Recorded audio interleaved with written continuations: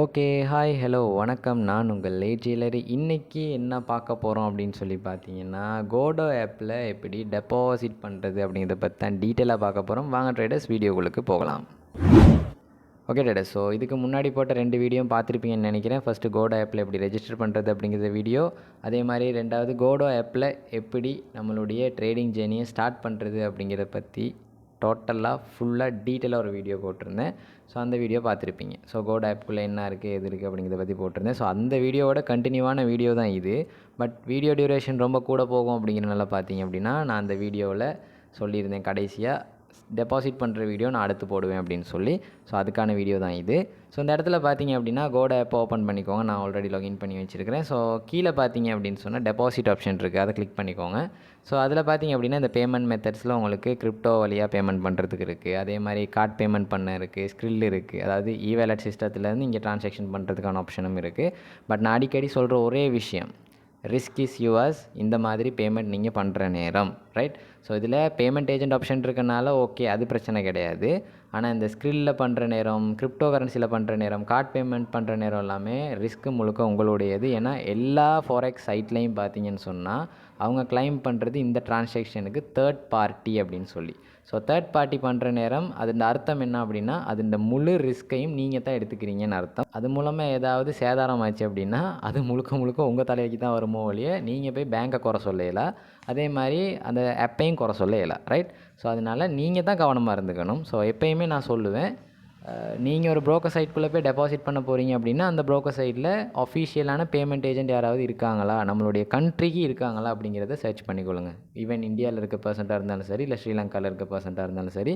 So நம்ம கண்ட்ரியில் அது அவைலபிளாக இருக்கான்னு பார்த்துக்கோங்க. ஏன்னா இந்தியாவில் யூபிஐ பண்ணுறவங்களுக்கே பார்த்தீங்கன்னு சொன்னால் நல்லா நடக்கிற ப்ரோக்கர் சைட்டுக்கே காசு போய் விழுங்க மாட்டேங்குது. இடையில இருக்கிற ஏஜென்ட் மாருங்க ஏமாற்றி விட்டு போயிடுறாங்க. ஸோ அதனால் தயவு செஞ்சு கேர்ஃபுல்லாக இருந்துக்கோங்க. ஆப்னூடாக ஒரு பேமெண்ட் ஏஜென்ட் இருந்தால் ஓகே, இல்லைனா ஆப்னூடாக அப்ரூவல் பண்ண ஒரு பேமெண்ட் ஏஜென்ட் இருந்தால் ஓகே, அதுவே நமக்கு சேஃப்டி தான் ரைட். ஸோ இப்போ இந்த இடத்துல பார்த்தீங்கன்னா எனக்கு இங்கே எக்ஸ்ட்ராவாக ஒரு ஆப்ஷன் ஹெட் ஆகியிருக்கு, அதாவது ஸ்ரீலங்கா ஃப்ளாக் போட்டு. அது மாதிரி உங்களுக்கு ஹெட் ஆகி இருக்காது ட்ரேடர்ஸ். உங்களுக்கு பார்த்தீங்கன்னா நீங்கள் தான் போய் ஆட் பண்ணிக்கிற மாதிரி இருக்கும். ஸோ இந்த இடத்துல பார்த்தீங்க அப்படின்னா உங்களுக்கு இங்கே மேலே ஸ்ரீலங்கா ஃப்ளாக் இருக்குல்ல, ஸோ அந்த ஃப்ளாக் இருக்கிற இடத்துல கண்ட்ரி ஆஃப் ரெசிடென்ஸ்னு ஒரு ஆப்ஷன் இருக்கும் ரைட். ஸோ அதை கிளிக் பண்ணிக்கோங்க. அதை கிளிக் பண்ண பிறகு கீழே பார்த்தீங்கன்னா சர்ச் பார் இருக்குது. சர்ச் பாரில் வந்து ஸ்ரீன்னு சொல்லி சர்ச் பண்ணிங்கனாலே சரி, உங்களுக்கு அந்த இடத்துல ஸ்ரீலங்கா அப்படின்னு சொல்லி கீழேயே ஷோ பண்ணிடுவாங்க. ஸோ அதை கிளிக் பண்ணிக்கோங்க. அதை கிளிக் பண்ண பிறகு தான் உங்களுக்கு கீழே இந்த ஸ்க்ரில்லுக்கு கீழே ஸ்ரீலங்காவோட ஃப்ளாக் போட்டு அட் ஆகும். ஸோ இந்த ஆப்ஷனை கிளிக் பண்ண பிறகு பார்த்தீங்க அப்படின்னு சொன்னால் ஸ்ரீலங்கன் பேமெண்ட் ஏஜென்ட்டை பேங்க் டீட்டெயில்ஸ் எல்லாமே உங்களுக்கு இங்கே ஷோ பண்ணுவாங்க. ஓகே. ஸோ அதுக்கப்புறம் பார்த்தீங்கன்னா இன்னும் கொஞ்சம் ஈஸியாக கொடுத்துருக்காங்க. இதில் நீங்கள் வந்து காப்பி பண்ணி உங்களுடைய ஆன்லைன் ட்ரான்சாக்ஷனில் டக்குன்னு ஈஸியாக ட்ரான்சாக்ஷன் பண்ணுறதுக்கு. ஸோ அதுவும் நல்ல விஷயந்தான். அதே மாதிரி பார்த்தீங்க அப்படின்னா இந்த இடத்துல டாலர் கல்குலேஷன்.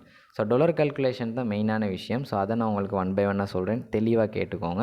ஸோ இன்றைக்கி டாலர் ரேட் எவ்வளோ போகுது அப்படிங்கிறத வந்து நீங்கள் கட்டாயம் கல்குலேட் பண்ணணும்.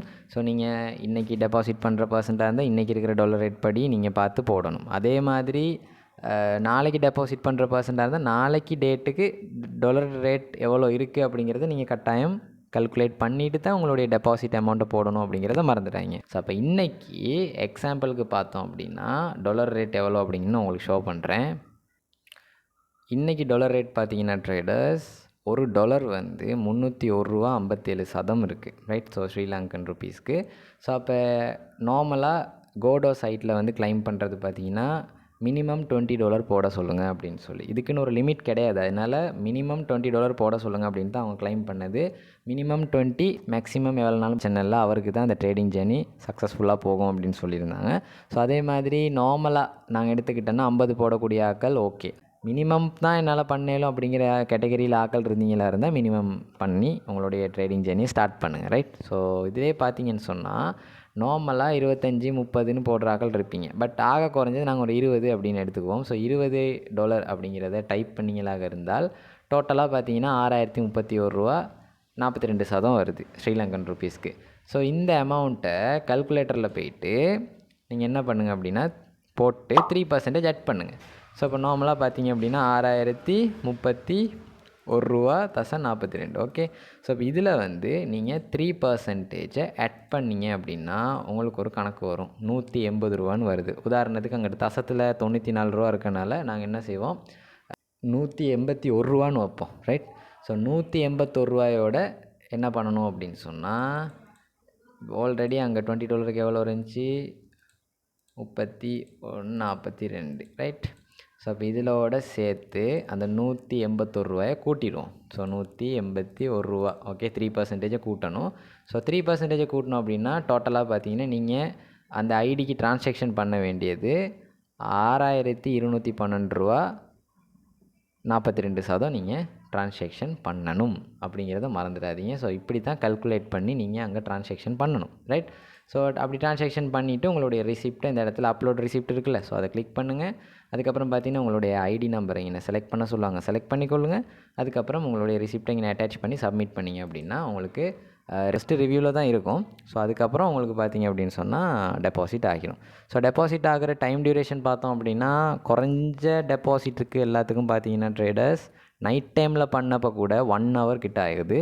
ஆனால் 1.5 hour நான் சொல்லுவேன். எப்படியுமே நீங்கள் எங்ககிட்ட டெபாசிட் நார்மலாக பண்ணுற நேரமும் பார்த்தீங்கன்னா டெரிவுக்காக இருக்கலாம், எக்ஸாமுக்காக இருக்கலாம், பண்ணுற நேரம் ஆட்கள் கூடுற நேரம் கிட்டத்தட்ட பார்த்தீங்கன்னா 2 hours 3 hours கூட எடுத்திருக்கு. விட்ரோலுக்கு பார்த்தீங்கன்னா அதோட கூட டைமும் எடுத்திருக்கு. ஸோ அது மாதிரி தான் இங்கேயும். ஏன்னு கேட்டால் இங்கே வந்து மேனுவலாக தான் நடக்குது. ஸோ அதாவது இந்த பர்சன் மேனுவலாக டெபாசிட் பண்ணுறாரு. ஸோ அதனால் பார்த்தீங்க அப்படின்னு சொன்னால் கொஞ்சம் டைம் எடுக்கும். ஏன்னா அவங்க எல்லாருக்கும் தெரியும் சின்ன சின்ன அமௌண்ட்னு சொன்னால் அதை போடுற ஆட்கள் தான் கூடயா இருப்பாங்க. இதே நீங்கள் ஒரு $2,000 மேலே போட்டிங்க அப்படின்னா உங்களுக்கு கிட்டத்தட்ட ஒரு 1 செகண்ட்குள்ளே ஆகி முடிஞ்சுது. அது இன்ஸ்டண்ட்டாக ஆகுது. சம்டைம்ஸ் பார்த்தீங்கன்னா $500 போடுற நேரம் நான் டெஸ்ட் பண்ண வரைக்கும் ஒரு 2 minutes 3 minutes ஆகுது. ஆனால் இதே $100 கீழே அப்படிங்கிற பட்சத்தில் கொஞ்சம் டைம் ஆகுது. ஏன் அப்படின்னா அந்த இடத்துல அந்த ட்ரேடர்ஸ் அப்படிங்கிறது கூட, அந்த அமௌண்ட் டெபாசிட் பண்ணுற ட்ரேடர்ஸ் கூட அப்படிங்கிறனால, மிச்சப்படி வேறு ஒன்றும் கிடையாது. ஸோ மறக்காமல் நீங்கள் டெபாசிட் பண்ண பிறகு உங்களுடைய பேங்க் ரிசிப்டையும் உங்களுடைய ஐடி நம்பரையும் எனக்கு சென்ட் பண்ணி விட்டுருங்க, ரைட்? தேங்க்யூ. நெக்ஸ்ட் வீடியோவில் பார்க்கலாம்.